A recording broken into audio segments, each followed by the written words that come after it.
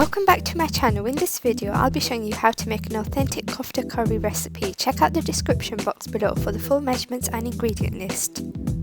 Begin by heating the oil in a pan, and then once the oil is slightly warm, add in the sliced onions.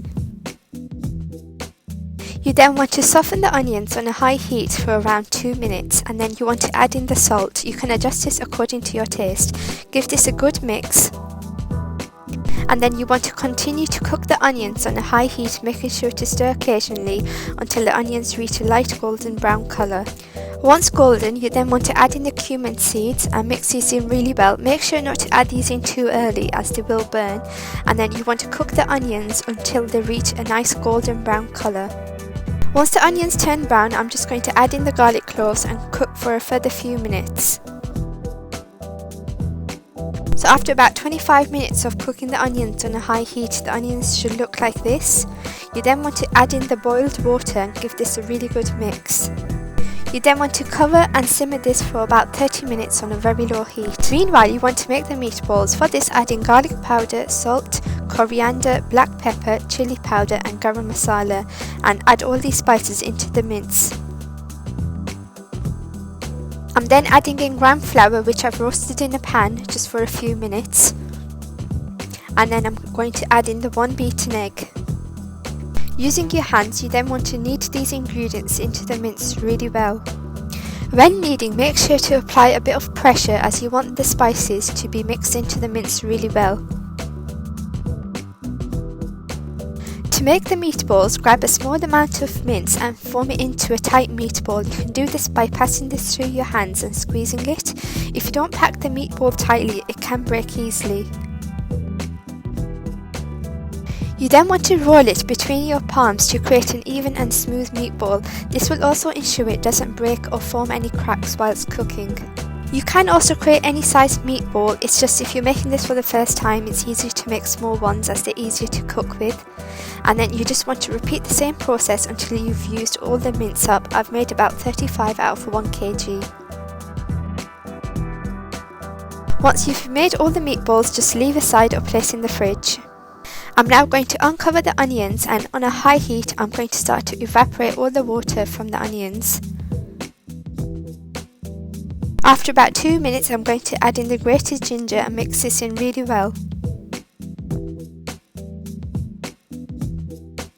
As you're stirring, you also want to make sure that you're breaking down the onions with the back of your spoon to make a smooth paste.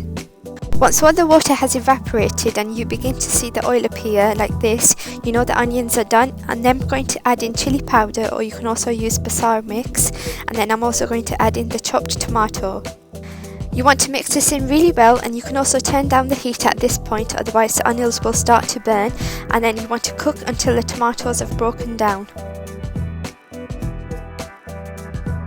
So after a few minutes the mixture will look like this, and then at this point you want to add in the boiled water.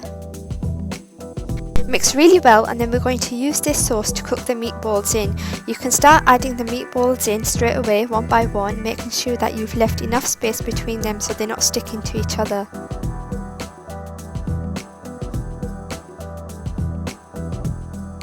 Once you've added all the meatballs in, you want to cover over a low heat and simmer for 10 minutes. After 10 minutes, shake the pan so the meatballs turn over to the other side, and then you're going to cover again for another 10 minutes. So after a total of 20 minutes, you now want to take off the cover and shake the pan again slightly. You don't want to use any spoon or spatula, and then you're going to turn up the heat and start to evaporate this water. Once half the water has evaporated, I'm then going to add in tomato puree, and you can now start to use a spoon or a spatula and mix this in really well. I'm also going to add in coriander powder, cumin powder, and half the garam masala. You want to save some for the end. Mix this in really well and just continue to cook on a high heat until all the water has reduced. Once most of the water is evaporated, you'll begin to see the oil. At this point you want to add in the green chillies and mix these in really well. Once all the water has evaporated, the mixture will look like this. At this point you want to turn down the heat and continue to cook for a further 5 minutes.